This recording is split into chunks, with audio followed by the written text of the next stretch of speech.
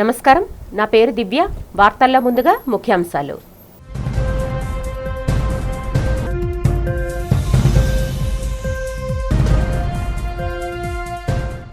విజయవాడలో జరిగిన ప్రపంచ జనాభా దినోత్సవ వేడుకల్లో పాల్గొన్న ముఖ్యమంత్రి చంద్రబాబు రాష్ట్రంలో జనాభా నియంత్రణ కాదు, జనాభా సంరక్షణపై దృష్టి పెట్టాలని పిలుపు.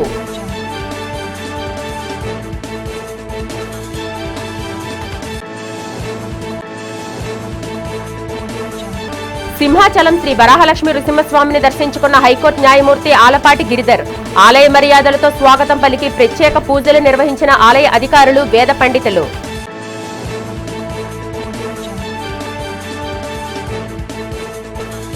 మధురవాడలో విలువైన ప్రభుత్వ భూములు ప్రైవేటు వ్యక్తులకు కట్టబెట్టడంపై ధ్వజమెత్తిన వైసీపీ భీముల ఇన్ఛార్జ్ చిన్నశ్రీను ప్రభుత్వ భూములు ప్రైవేటు వ్యక్తులకు అప్పగిస్తే చూస్తూ ఊరుకోమని హెచ్చరిక.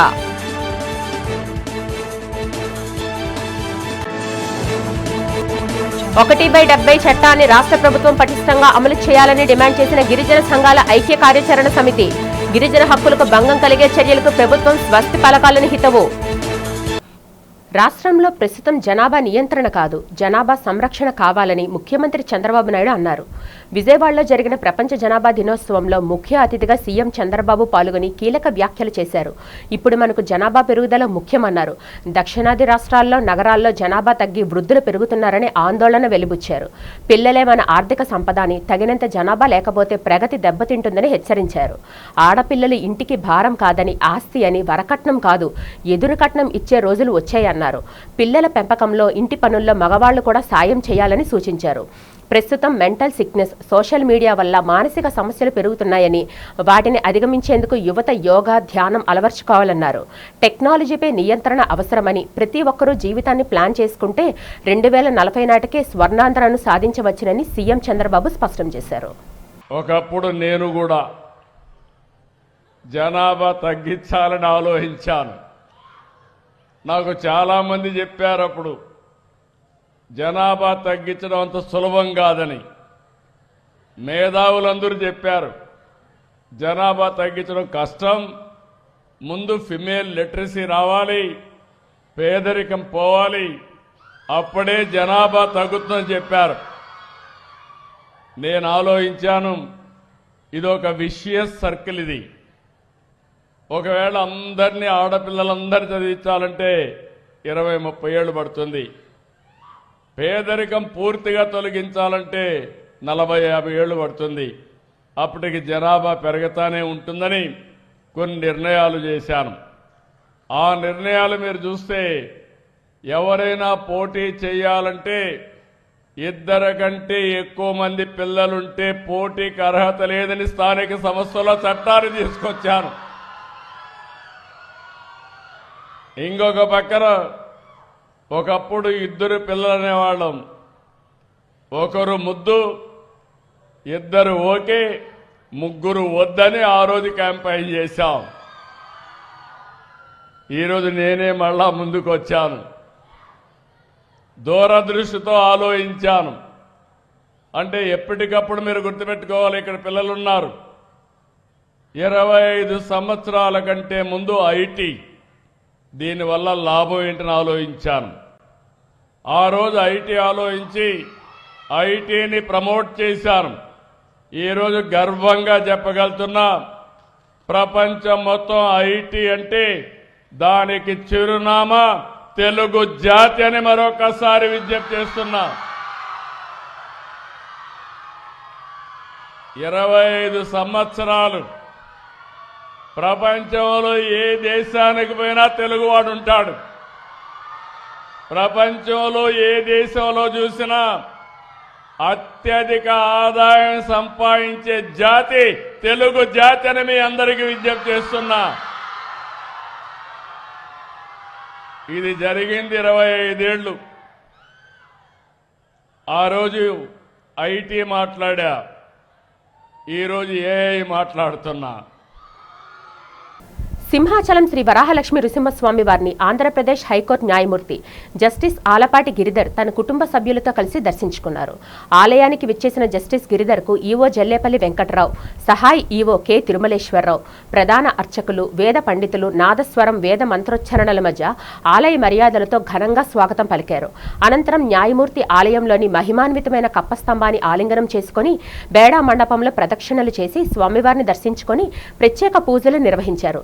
దర్శనం అనంతరం వేద పండితులు ఆయనకు ఆశీర్వచనం అందించగా ఆలయ ఈవో శేషవస్త్రంతో సత్కరించి స్వామివారి చిత్రపటాన్ని ప్రసాదాలను జ్ఞాపికగా అందజేశారు.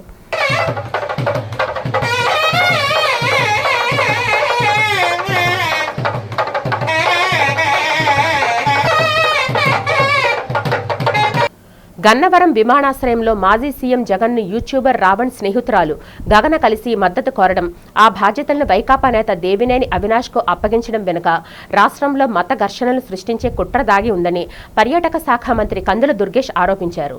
ఈ సందర్భంగా విజయవాడ క్యాంపు కార్యాలయంలో ఆయన మీడియాతో మాట్లాడారు. జోసెఫ్ రావణ్, జడ శ్రవణ్ కుమార్, నటుడు ప్రకాష్ రాజ్ ముసుగులు వేసుకుని వైకాపా ఏజెంట్లుగా పనిచేస్తున్నారని ధ్వజమెత్తారు. జగన్ ప్రభుత్వంపై పోరాటానికి 25 కోట్లు వెచ్చించానంటూ జడ శ్రవణ్ కుమార్ కు అంత డబ్బు ఎక్కడి నుంచి వచ్చిందో సమాధానం చెప్పాలని డిమాండ్ చేశారు. ఇటీవల ఏలూరులో నిర్వహించిన దళిత క్రైస్తవ శంఖారవం సభ కేవలం ఉప ముఖ్యమంత్రి పవన్ కళ్యాణ్ పై వ్యక్తిగత విమర్శలు చేయడానికే పరిమితమైందని, అక్కడ దళితులు క్రైస్తవుల సంక్షేమం గురించి చర్చించకపోవడం వీరి కుట్రకు నిదర్శనమని మండిపడ్డారు. ఈ కుట్ర వెనక ఉన్న అసలు సూత్రధారులను బయటకు తీసేందుకు పోలీసులు అంతర్జాతీయ నిధుల సహాయం కోణంలో లోతుగా విచారణ జరపాలని మంత్రి దుర్గేష్ డిమాండ్ చేశారు. రావణ్కి అత్యంత సన్నిహితమైనటువంటి గగన ఈరోజు జగన్మోహన్ రెడ్డి గారిని కలవటం, దాని మీద జగన్మోహన్ రెడ్డి గారు ఈ విషయంలో వారికి కావలసినటువంటి సహకారం అందించాల్సిందిగా దేవినేని అవినాష్ గారికి చెప్పడం, ఇవన్నీ చూస్తూ ఉంటే మనం ముందు నుంచి చెప్తున్న విధంగానే రావణ్ వెనక కానీ, జడా శ్రావణ్ వెనక కానీ, ప్రకాష్ రాజ్ వెనక కానీ ఉన్నది వైసీపీ అనేటువంటిది స్పష్టంగా కనబడుతూ ఉంది. దాంతోపాటు ఒక పక్కన క్రైస్తవుల్ని రెచ్చగొట్టి మత ఘర్షణలు సృష్టించాలనేటువంటి ఆలోచనతో రావణ్ కానీ జడా శ్రావణ్ కానీ పనిచేస్తున్నారు అనేటువంటిది స్పష్టంగా కనబడుతూ ఉంది. మీరు ఏలూరు సభ చూసుకున్నట్లయితే దళిత క్రిస్టియన్లకు సంబంధించినటువంటి హక్కుల గురించి పెట్టినటువంటి సభలో ఎవరైనా అంశం మీద మాట్లాడారా?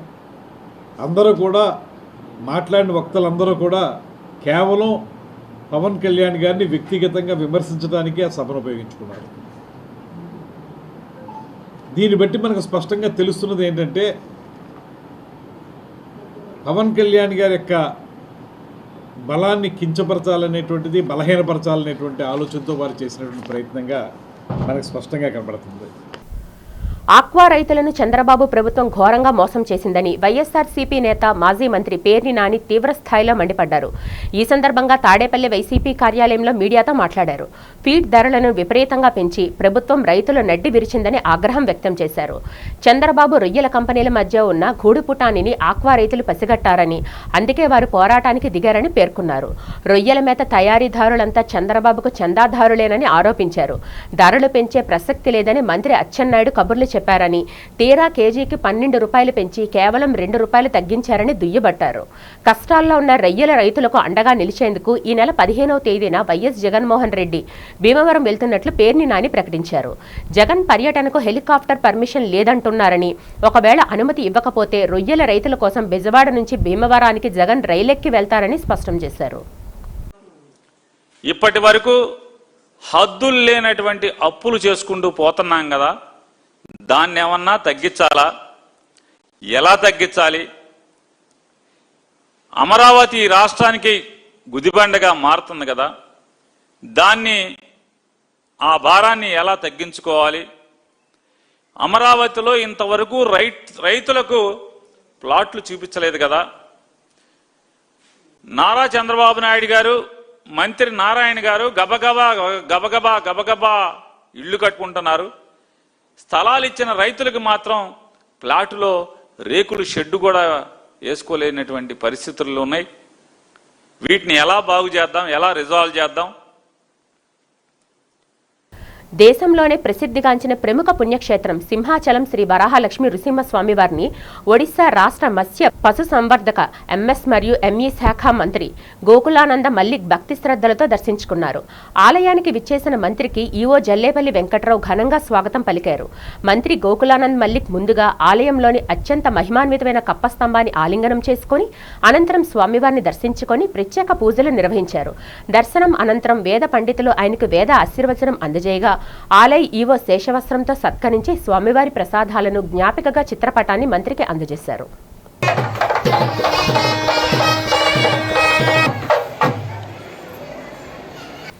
విశాఖ తీరంలో చేపల వేటకు వెళ్లి సముద్రంలో గల్లంతైన మత్స్యకారుల కుటుంబాలను వైఎస్ఆర్సీపీ నేతల బృందం పరామర్శించింది.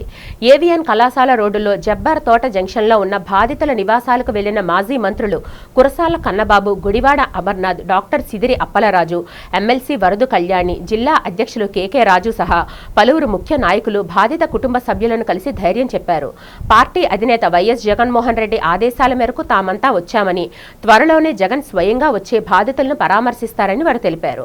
అనంతరం మీడియాతో మాట్లాడిన వైఎస్ఆర్సీపీ నేతలు మత్స్యకారుల గల్లంతు వ్యవహారంలో కూటమి ప్రభుత్వం వ్యవహరించిన తీరుపై, వారి నిర్లక్ష్యంపై తీవ్ర స్థాయిలో ధ్వజమెత్తారు.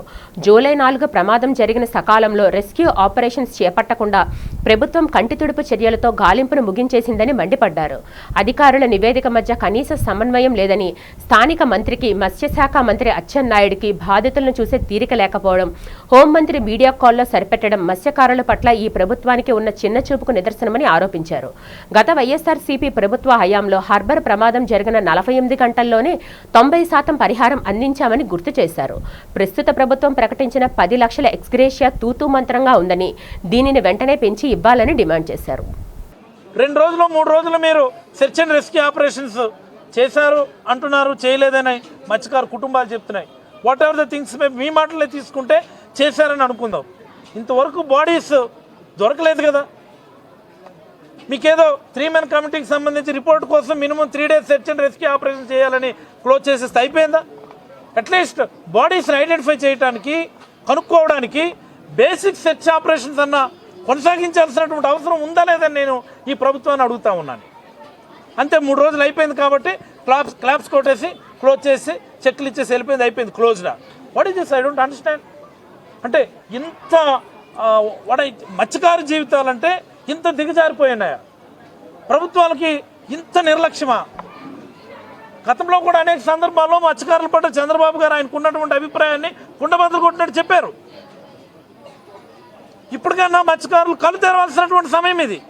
గతంలోనే అన్నారు, ఈయన ప్రత్యక్ష సాక్షి గణేష్ కుమార్ గారు, నోరు తెరిస్తే తోలు తీస్తాం, తొక్కు తీస్తామని చెప్పి ఇదే మత్స్యకారులు అన్నటువంటి సందర్భం. ఈరోజు మత్స్యశాఖ మంత్రిగా ఉన్నటువంటి వ్యక్తి, మేబీ మత్స్యకారుడు అవ్వచ్చు, కాకపోవచ్చు, అచ్చెన్నాయుడు గారు రావాల్సిన బాధ్యత ఉంది కదా ఇక్కడికి. 4వ తేదీ సాయంత్రం ఈ సంఘటన జరిగిన ఆ రోజు రాత్రిలోపే అధికారులకి, ప్రభుత్వానికి సమాచారం అందినా కూడా సహాయక చర్యలు లేట్ అయిన పరిస్థితి స్పష్టంగా కనిపిస్తూ ఉంది. ఇక్కడ మత్స్యకారు కుటుంబాలు చెప్పిన దాని ప్రకారం ఇలాంటి ప్రమాదాలు జరిగినప్పుడు తొలి కొన్ని గంటల్లో గనుక సహాయక చర్యలు ప్రారంభమైతే వాళ్ళందరూ దొరికే ఛాన్సెస్ ఎక్కువ ఉంటాయి, టైం గడిచే కొలిది ఆ ఛాన్సెస్ తగ్గిపోతాయి అనేసి కుటుంబ సభ్యులు చెప్తూ ఉన్నారు. ప్రభుత్వం ఇంత నిర్లక్ష్యంగా ఉండడం మనం చూస్తూ ఉన్నాం. రాష్ట్రంలో కులాలు, మతాల మధ్య వైసీపీ విద్వేషాలు రెచ్చగొడుతుందని జనసేన ఎమ్మెల్యే వంశీకృష్ణ శ్రీనివాస్ ఆరోపించారు. ఈ సందర్భంగా విశాఖ జనసేన కార్యాలయంలో జరిగిన మీడియా సమావేశంలో ఆయన మాట్లాడారు. నిన్నటి రౌండ్ టేబుల్ సమావేశమే వైసీపీ కుట్రలకు నిదర్శనమన్నారు. రావణ్, శ్రావణ్, ప్రకాష్ రాజుల వెనుక తాడేపల్లి ప్యాలెస్ ముడుపులు ఉన్నాయని, హిందుత్వంపై జరుగుతున్న కుట్రలపై విచారణ జరిపి ప్రకాష్ రాజును టాలీవుడ్ బ్యాన్ చేయాలని డిమాండ్ చేశారు. ఎప్పటికైనా రాముడే గెలుస్తాడనే విషయాన్ని అంబటి రాంబాబు గుర్తుంచుకోవాలన్నారు. జగన్ జాంబీరెడ్డి మారి అల్లర్లకు ప్రయత్నిస్తున్నారని, తీరు మార్చుకోకపోతే వైసీపీని ప్రజలు ఒక్క సీటుకే పరిమితం చేస్తారని హెచ్చరించారు. మాజీ పోలీస్ అధికారి ఏబీ వెంకటేశ్వరరావు వైసీపీతో కలవడంపై ఆంతర్యమేంటని ప్రశ్నించిన ఆయన, సిపిఐ నారాయణ వయసుకు తగ్గ జ్ఞానం లేకుండా మాట్లాడుతున్నారని మండిపడ్డారు. పవన్ కళ్యాణ్పై వ్యక్తిగత విమర్శలు మానుకోవాలని హితవు పలికారు. రాష్ట్రంలో వైఎస్ఆర్ కాంగ్రెస్ పార్టీ ఆధ్వర్యంలో మత ఘర్షణలు, కుల ఘర్షణలు పెట్టడానికి ప్రయత్నం జరుగుతూ ఉంది అని పదే పదే చెప్తూ ఉన్నాం. అది నిన్న విజయవాడలో జరిగినటువంటి రౌండ్ టేబుల్ సమావేశంలో పాల్గొన్న వ్యక్తుల్ని మాట్లాడినటువంటి విధానం చూస్తే ఖచ్చితంగా ఈ కుట్రలో మొదటి ముద్దాయి వైఎస్ఆర్ కాంగ్రెస్ పార్టీ అని స్పష్టంగా తెలుస్తూ ఉంది. భారతదేశం యొక్క సమగ్రత మీద, హిందూ మతం మీద, లేకపోతే వివిధ మతాల మీద, సనాతన ధర్మం మీద, మా ఉప ముఖ్యమంత్రి గారి మీద జరుగుతున్న దాడిలో మనం ఏదో రావణో లేకపోతే శ్రావణో లేకపోతే ఏదో ప్రకాశరాజో కాదు. ఇది తాడేపల్లి ప్యాలెస్ నుంచి జరుగుతున్నటువంటి కుట్ర అనే విషయం చాలా స్పష్టంగా నిన్న తెలిసిందనే విషయాన్ని కూడా మీకు తెలియజేస్తూ ఉన్నాం. ఆ రౌండ్ టేబుల్ సమావేశంలో పాల్గొన్న వ్యక్తులను చూస్తే చాలా క్లారిటీగా కూడా మనకి అది అర్థమవుతూ ఉంది. అంబటి రాంబాబు మాటలు విన్నారు మీరు. ఈ దేశంలో రావణుడే గెలవాలి, రావణుడే గెలుపు. భారతదేశంలో ఎప్పుడు కూడా అన్యాయం గెలవదు. మన చరిత్ర చెప్తూ ఉంది, శ్రీరాముడే గెలుస్తాడు, న్యాయమే గెలుస్తుంది, అన్యాయం ఎప్పుడు గెలవదన్న విషయాన్ని కూడా రాంబాబు గారు వైఎస్ఆర్ కాంగ్రెస్ పార్టీ గుర్తుపెట్టుకోవాలి. రావణుడు పాత్ర మీరు పోషిస్తున్నా రావణుడు గెలిచే పరిస్థితులు ఎప్పుడు కూడా రావన్న విషయం కూడా మీరు గుర్తుపెట్టుకోవాలనే విషయాన్ని చాలా స్పష్టంగా తెలియజేస్తూ ఉన్నాం. ఆ మాటలను బట్టి మనకు అర్థమవుతుంది ఏంటంటే ఈ యొక్క రావణుడి వెనక, ఈ ప్రకాశరాజు వెనక, ఈ శ్రావణి వెనక ఉన్నది వైఎస్ఆర్ కాంగ్రెస్ పార్టీ అన్న విషయం చాలా స్పష్టంగా తెలుస్తూ ఉంది. ఈ జగన్మోహన్ రెడ్డి కాస్త జాంబిరెడ్డిగా మారి జనాల మధ్యలో చిచ్చుపెట్టడానికి తయారయ్యారు అన్నట్టుగా చాలా క్లియర్గా తెలిసిపోతూ ఉంది. మధురవాడలో విలువైన ప్రభుత్వ భూములను ప్రైవేటు వ్యక్తులకు కట్టబెట్టే కుట్రలను సహించేది లేదని భీమిలి నియోజకవర్గ వైసీపీ సమన్వయకర్త విజయనగరం జడ్పీ చైర్మన్ మజ్జి శ్రీనివాసరావు హెచ్చరించారు. మధురవాడలో వివాదాస్పదంగా మారిన ప్రభుత్వ స్థలాన్ని పరిశీలించిన అనంతరం ఆయన విలేకరుల సమావేశంలో మాట్లాడారు. గతంలో ప్రజల అవసరాల కోసం ఇక్కడ ఉన్న పోలీస్ స్టేషన్, ప్రభుత్వ గ్రంథాలయం భవనాలను కూల్చివేసి ఈ స్థలాన్ని ప్రైవేటు పరం చేసే ప్రయత్నాలపై స్థానికులు తీవ్ర ఆందోళన వ్యక్తం చేస్తున్నారని చిన్నశ్రీను పేర్కొన్నారు. ప్రజా ఆస్తులను కాపాడాల్సిన ప్రభుత్వమే ఇలా ప్రైవేటు వ్యక్తులకు అప్పగించడం దురదృష్టకరమన్నారు. ఈ భూముల కేటాయింపుపై ప్రభుత్వం పూర్తి వివరాలను ప్రజల ముందు ఉంచి పారదర్శకంగా వ్యవహరించాలని డిమాండ్ చేశారు. ప్రజా ఆస్తుల పరిరక్షణ కోసం అవసరమైతే ప్రజలతో కలిసి పెద్ద ఎత్తున ఉద్యమిస్తామని స్పష్టం చేశారు. ఈ కార్యక్రమంలో YCP state executive council member Pothina Hanumantharao, ward అధ్యక్షులు పోతిన ప్రసాద్, పోతిన శ్రీను, పొలిరెడ్డి మరియు ఇతర ముఖ్య నాయకులు, కార్యకర్తలు పాల్గొన్నారు. అది ఆ రోజు ఇచ్చారు అనుకునేటప్పుడు ఆ రోజు ఆ పార్టీ ఎక్కడైనా ప్రయోజనాలు భంగం కలిగితే, నేను ఇప్పుడు ఎవరిని పెట్టుకున్నాను నా పక్క, ఈ కాలనీ వాసులు ఉన్నారు, నేనే మా పార్టీ నాయకులు పెట్టుకొని నేనేమి ఇవాళ పత్రికా సమావేశం ఏర్పాటు చేసి ప్రజలకు చెప్పలేదే. ఆనాడు కూడా ఒకవేళ ఏమైనా అక్కడున్న పరిస్థితులు బట్టి ఇబ్బంది వస్తున్నాయి. అందుకే ఏం చెప్పాను, ప్రభుత్వ ఆదాయం పెంచుకోవడంలో మార్గం లేదు, అనేక రకాల మార్గాలు ఉన్నాయి ప్రభుత్వ ఆదాయం చేసుకోవడానికి. ప్రభుత్వానికి ఆదాయం కావాలనుకునేటప్పుడు ఇంకా చాలా అవకాశాలు ఉంటాయి ప్రభుత్వానికి. కేవలం కాలనీ ప్రయోజనాల కోసం, కాలనీ వాసుల కోసం కేటాయించబడిన స్థలాన్ని మీరు ఆక్షన్ వేయడం తప్పు అని చెప్తున్నాను. ఒకవేళ మీరు ఎయిదలుచుకున్నా, మీరు ఆదాయం పెంచుకుంటే కాలనీ వాసులు మాట్లాడి వాళ్ళకి ప్రత్యేక మార్గం చూపించి ఒప్పించి ఈ ప్రాంత అభివృద్ధి, కాలనీ వాసుల అభివృద్ధి కోసం మీరు పాటుపడాలని ప్రభుత్వం సూచన చేస్తాం. మేమేమి ప్రభుత్వాన్ని ఆదాయం పెంచడానికి మేమేమి వ్యతిరేకం కాదు, కానీ చౌకాలి ఆక్షన్ వేశారు. ఆక్షన్ వేస్తే ఈ ప్రక్రియ కాదు కదా. సో అందులో బిల్డింగ్ కట్టారు, ఆ బిల్డింగ్ ఎవరిది? Government property. గవర్నమెంట్ ప్రాపర్టీతో మీరు ఆక్షన్ వేసారా? ప్రాపర్టీతో ఆక్షన్ వేసినప్పుడు ప్రాపర్టీ వాల్యూస్ని కూడా మీరు ఆక్షన్లో ఇంక్లూడ్ చేశారా? అవన్నీ చెప్పండి. లేదు ప్రాపర్టీ డిస్మాంటిల్ చేశారనుకో, డిస్మాంటిల్ చేసేటప్పుడు మీ గవర్నమెంట్ ప్రాపర్టీని డిస్మాంటిల్ చేస్తున్నప్పుడు మీరు దాని తగ్గ పర్మిషన్ తీసుకోండి. పర్మిషన్ తీసుకొని పబ్లిక్ డొమైన్లో చెప్పండి. రాత్రి 2 గంటలప్పుడు డిస్మాంటిల్ చేసిన అవసరం వచ్చింది. 1/70 చట్టాన్ని రాష్ట్ర ప్రభుత్వం పటిష్టంగా అమలు చేయాలని గిరిజన నేతలు ముక్త కంఠంతో డిమాండ్ చేశారు. గిరిజన సంఘాల ఐక్య కార్యాచరణ సమితి, అఖిల భారత గిరిజన ఉద్యోగుల సంఘాల ఐక్యవేదిక సంయుక్తంగా చర్చా వేదికను నిర్వహించాయి. ఎంబీపీ కాలనీలో గిరిజన భవన్లో ఆదివాసీల రాజ్యాంగ హక్కుల పరిరక్షణ అనే అంశంపై చర్చా వేదిక జరిగింది. ఈ చర్చా వేదికలో గిరిజన సంఘాల నేతలు మాట్లాడుతూ ఆదివాసీల హక్కులకు భంగం కలిగేలా ప్రభుత్వం చర్యలు చేపడితే సహించమని హెచ్చరించారు. రాష్ట్రంలో గిరిజన అందరూ కలిసి ప్రభుత్వాన్ని ప్రతిఘటిస్తామన్నారు. జీవో నెంబర్ 3కు ప్రత్యామ్నాయ చట్టం జనాభా ధమాషా ప్రాతిపదికను శాసనసభ స్థానిక సంస్థల్లో ప్రాతినిధ్యం ఇవ్వాలన్నారు. గిరిజన హక్కులకు భంగం కలిగించే చర్యలకు ప్రభుత్వాలు స్వస్తి పలకాలన్నారు. ఇప్పటికే గిరిజన ప్రాంతాల్లో అనేక మంది గిరిజనులు ఇతర భూములు కొనుగోలు చేసి అనుభవిస్తున్నారని చెప్పారు. గిరిజన ప్రాంతాల్లోని భూములను ఆదివాసీలకే అనుభవించే హక్కు ఉందని గుర్తు చేశారు. ఈ కార్యక్రమంలో గిరిజన నేతలు కిల్లోయ్ రామచందర్, బి కృష్ణ, ఎన్ చిన్నప్పుడు, శంకర్, ఆంజనేయులు తదితరులు పాల్గొన్నారు. ఆదివాసీ ఉద్యోగుల సంక్షేమ సంఘం తరపు నుంచి ఈ కార్యక్రమాన్ని మేము నిర్వహించడం జరుగుతూ ఉంది. ఇది ఆదివాసీల రాజ్యాంగపరమైన హక్కులు ఏదైతే ఉందో వాటిని పరిరక్షించుకోవాలనే ఒక సదుద్దేశంతో ఉద్యోగులుగా మా కనీస బాధ్యతను భావించి ఉద్యోగులుగా మేము మా ప్రాంతాల్లో ఉన్న వాళ్ళు లేదా ఆదివాసులుగా ఎవరైతే ఉన్నారో వాళ్ళందరూ కూడాను రాజకీయ, విద్యార్థి, ఉద్యోగ, మహిళ, అలాగే ఇతరత్ర సంఘాలు ఏదైతే ఉందో ప్రజా సంఘాలందరినీ కూడాను ఆ నాయకత్వాలందరూ కూడాను రాష్ట్ర వ్యాప్తంగా ఉన్న వాళ్ళందరినీ కూడాను ఒకే వేదిక మీద తీసుకొచ్చి మాకున్న సమస్యలు ఏమున్నాయి, మా హక్కులు ఏమున్నాయి, హక్కుల్ని ఏ రకంగా నిర్వీర్యం అవుతుంది అనేది ఇక్కడ సుదీర్ఘంగా చర్చించి ఒక ప్రతిపాదనతో ముందుకు వెళ్ళి దీన్ని మేము పరిష్కరించుకోవడానికి మేమేం చేయాలన్నది ఒకసారి ఆలోచించాలన్న సదుద్దేశంతో ఈ సమావేశాన్ని ఏర్పాటు చేయడం జరిగింది. ఇది ఆంధ్రప్రదేశ్ రాష్ట్రంలో ఉన్న అన్ని ప్రాంతాల నుండి, అన్ని తెగల నుంచి, సుమారుగా అన్ని సంఘాల నుంచి కూడాను వచ్చిన వ్యక్తులు ఉన్నారు. మేమంతా కలిసి ఒక ఇంటిగ్రేటెడ్ ఫార్ములాతో దీన్ని ముందుకు తీసుకెళ్ళి మా సమస్యలకు పరిష్కారం చేసుకోవాలన్న ఒక సదుద్దేశంతో మేము ఉన్నాము. ఎవరు ప్రయారిటీస్ వాళ్ళకు ఉంటుంది, రాజకీయ నాయకులకు కానీ, ఉద్యోగ సంఘాలు కానీ, విద్యార్థి సంఘాలు కానీ, మా అందరి ప్రయారిటీ ఒకే ఒక్కటి, మా రాజ్యాంగపరమైన హక్కులను పరీక్షించుకోవడం అన్నదే మాత్రమే మేము భావించి ఆ దిశగా మేము ముందుకు వెళ్ళాలని మా అందరినీ కూడాను ఒక మీటింగ్ ఏర్పాటు చేసుకుని ఒక వేదిక మీద మేము అందరూ ఏకీభవించాలనే ఆలోచనతో ఈ ముందుకు వచ్చాము.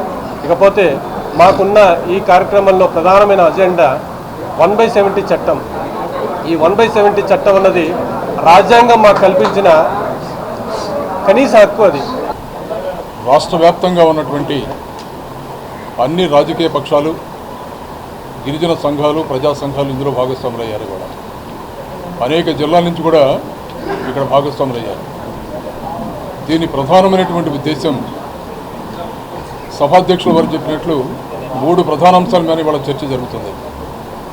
ఒకటి 170ని పరిమితం చేయాలన్నటువంటి ఒక ఆలోచన, 2 జీవో నెంబర్ 3కి ప్రత్యామ్నాయాలు ఏంటి అనేది ఒక ఆలోచన, 3 రాజ్యాంగం ప్రకారం ఇవ్వాల్సినటువంటి రూల్ ఆఫ్ రిజర్వేషన్ ప్రజాప్రతినిధుల చట్టంలో ఉన్నటువంటి లోపాలు. ఈ 3 మీద కూడా విస్తృతంగా చర్చించాలనేది మా ఆలోచన. ఇవాళ 170కి తూట్లు పొడుస్తూ దాన్ని కొంత సవరించాలన్నటువంటి ప్రతిపాదనని ఇవాళ కొద్దిమంది సుప్రీంకోర్టులో కేసు దాఖలు చేయడం జరిగింది. దీన్ని తీవ్రంగా ఖండిస్తున్నాం. 170 చట్టాన్ని సవరించడం అనేది రాష్ట్ర పరిధిలో లేని అంశం. ఇది రాష్ట్రంలోని యువతకు ఉద్యోగ అవకాశాలు కల్పించేందుకు రాష్ట్ర ఐటీ విద్యాశాఖ మంత్రి నారా లోకేష్ చేస్తున్న కృషి అమోఘమని ఏపీ నిరుద్యోగ జేఏసీ రాష్ట్ర అధ్యక్షులు సమ్యం హేమంత్ కుమార్ అన్నారు. యువతకు ఉద్యోగ కల్పనే ధ్యేయంగా పెట్టుబడులతో రాష్ట్రానికి వస్తున్న లోకేష్కు సాదర స్వాగతం అని చెప్పారు.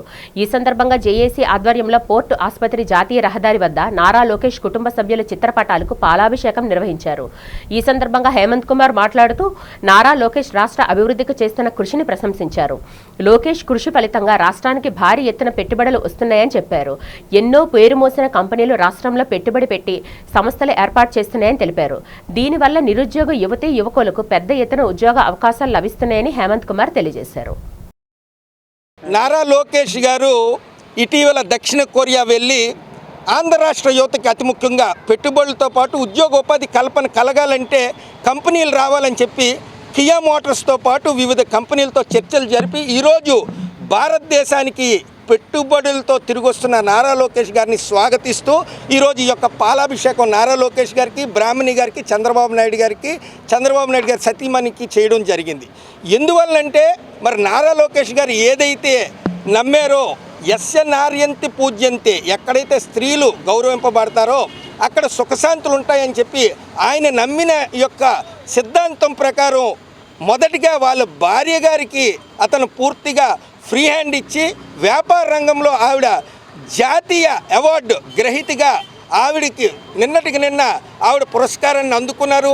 దానికి నారా బ్రాహ్మణి గారికి శుభాకాంక్షలు తెలియజేస్తూ మహిళా లోకమంతా కూడా నారా బ్రాహ్మణి గారు, బాలకృష్ణ గారు కుమార్తె, నారా లోకేష్ గారు సతీమణి రాజకీయాల్లోకి రావాలి, రాజకీయ రంగప్రవేశం చేయాలి, బ్రాహ్మణి గారు రాజకీయ రంగప్రవేశం చేయాలని చెప్పి యావత్ ఆంధ్ర రాష్ట్రంలో ఉన్న నిరుద్యోగ యువత మహిళలు అతి ముఖ్యంగా కోరుకుంటున్న విషయాన్ని సభాముఖంగా ఈరోజు మీడియా ద్వారా వాళ్ళకి తెలియజేస్తున్నాం.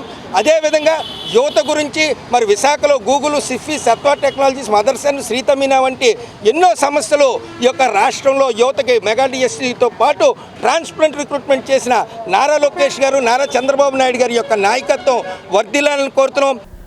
ఆరోగ్యకరమైన జీవనశైలి, సామాజిక ఐక్యతే లక్ష్యంగా మధురవాడ జోన్ 7వ వార్డు పరిధిలోని స్వతంత్ర నగర్ పార్కులో జీవీఎంసీ అధికారులు హ్యాపీ సండే కార్యక్రమాన్ని అత్యంత ఉత్సాహభరితంగా నిర్వహించారు.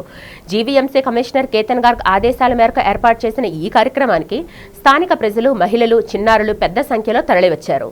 ఈ సందర్భంగా ఏఎంహెచ్ఓ రాజా రవికుమార్ మాట్లాడుతూ ప్రతి నెల 2, 4 ఆదివారాల్లో నిర్వహించే ఈ హ్యాపీ సండే కార్యక్రమం ద్వారా ప్రజల్లో ఆరోగ్యం, ఆనందాన్ని పెంపొందించడమే లక్ష్యమన్నారు. శారీరక, మానసిక ఉల్లాసానికి ఈ వేదిక ఎంతో దోహదపడుతుందని పేర్కొన్నారు. ఇందులో భాగంగా యోగా, ధ్యానం, వాకింగ్, సైక్లింగ్ క్రీడలతో పాటు పిల్లలకు డ్రాయింగ్, కథల పోటీలు నిర్వహించారు. అలాగే మొక్కలు నాటడం, పరిశుభ్రత, పర్యావరణ పరిరక్షణపై స్థానికులకు ప్రత్యేక అవగాహన కల్పించారు. ఈ కార్యక్రమంలో GVMC sanitary SI Apparao, ward సచివాలయ కార్యదర్శి జానకి, జీవీఎంసీ సిబ్బంది, స్థానిక యువత, మహిళలు పాల్గొని కార్యక్రమాన్ని విజయవంతం చేశారు. గమనంలో ప్రతి ఒక్కరు కూడాను చాలా బిజీ అయిపోయారు.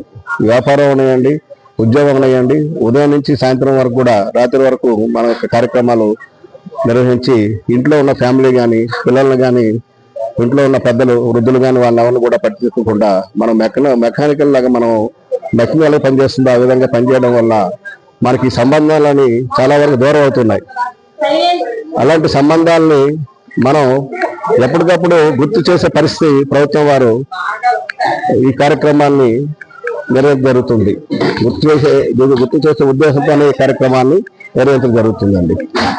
ముఖ్యంగా మన ఈరోజు ఆదివారం మన పిల్లలతో కొంత సమయంగా మనం గడపాలి. అలాగే వాళ్ళ తాలూకు అభిరుచులు ఏంటి, వాళ్ళు దేంట్లో టాలెంట్గా ఉన్నారు, ఏ విధంగా వాళ్ళు మనం సపోర్ట్ చేస్తే ముందుకెళ్తారు, ఆ విధంగా వాళ్ళని కొద్దిసేపు మాట్లాడితే మనం కూడా వాళ్ళకి వాళ్ళ తాలూకు అభిరుచులను తెలుసుకున్నట్లయితే మనం కూడా ముందుకు ప్రోత్సహించి సింహాచలం శ్రీ వరహాలక్ష్మి నృసింహస్వామివారి దేవస్థానంలో ఆధ్యాత్మిక భక్తి పారవస్యంతో నిర్వహించిన ఆర్ట్ ఆఫ్ లివింగ్ బృందం సత్సంగ భక్తులను భక్తి రసంలో ముంచెత్తింది. దేవస్థానం కార్యనిర్వహణ అధికారి జల్లేపల్లి వెంకట్రావు ఆధ్వర్యంలో కొండపై నూతనంగా నిర్మించిన ఎంపీ థియేటర్లో ఈ కార్యక్రమం అత్యంత వైభవంగా జరిగింది. విఠల విఠల పాండురంగ అనే నామ సంకీర్తనలతో ఎంపీ థియేటర్ ఆధ్యాత్మిక వాతావరణాన్ని సంతరించుకుంది. చిన్న పెద్ద అనే తేడా లేకుండా భక్తులు భగవన్నామ స్మరణలో లీనమై భజనలు చేస్తూ హరినామ సంకీర్తనలకు అనుగుణంగా ఆనందోత్సాహాలతో నాట్యం చేశారు. భక్తుల హృదయాల్లో భక్తి, ఆధ్యాత్మిక చైతన్యాన్ని నింపిన ఈ సత్సంగం అందరినీ విశేషంగా ఆకట్టుకుంది. ఈ సందర్భంగా భగవన్నామ సంకీర్తన, భజనలు, ఆధ్యాత్మిక సందేశాలతో భక్తులను భక్తి మార్గంలో నడిపిస్తూ నామస్మరణ మహిమను ది ఆర్ట్ ఆఫ్ లివింగ్ బృందం చక్కగా వివరించింది. కార్యక్రమంలో పాల్గొన్న భక్తులు స్వామివారిని స్మరిస్తూ పరవశించిపోయారు. వార్తలు ముగించే ముందు ముఖ్యాంశాలు మరొకసారి చూద్దాం.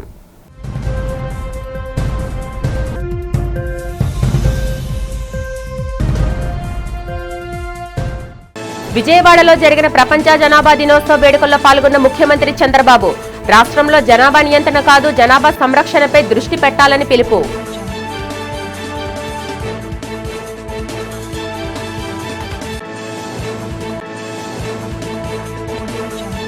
సింహాచలం శ్రీ వరాహలక్ష్మి నృసింహస్వామిని దర్శించుకున్న హైకోర్టు న్యాయమూర్తి ఆలపాటి గిరిధర్ ఆలయ మర్యాదలతో స్వాగతం పలికి ప్రత్యేక పూజలు నిర్వహించిన ఆలయ అధికారులు, వేద పండితులు.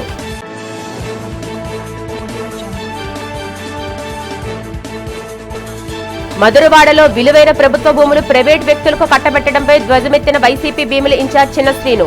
ప్రభుత్వ భూములు ప్రైవేటు వ్యక్తులకు అప్పగిస్తే చూస్తూ ఊరుకోమని హెచ్చరిక.